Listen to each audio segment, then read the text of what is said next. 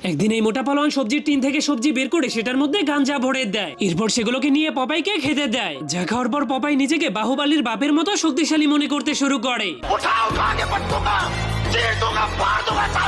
এরপর সে একটা মেয়েকে পটানোর জন্য ষাঁড়ের সঙ্গে লড়াই করার জন্য চলে যায়, কিন্তু তখনই গাঞ্জা খাওয়ার কারণে তার মাথার ইঞ্জিনটা নষ্ট হয়ে যায়। আস্তে আস্তে বাদ দিয়ে দেবো ভাই। তখনই ষাঁড় গরুটা এসে তাকে গুতা মেরে মাটিতে ফেলে দেয়, কিন্তু গাঞ্জা খাওয়ার কারণে পপাই সেই গরুটাকে মেয়ে মনে করে গরুটার সঙ্গে ডান্স করতে শুরু করে দেয়।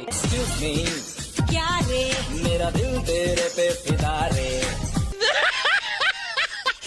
एक्सक्यूज मी हाँ बोल ना।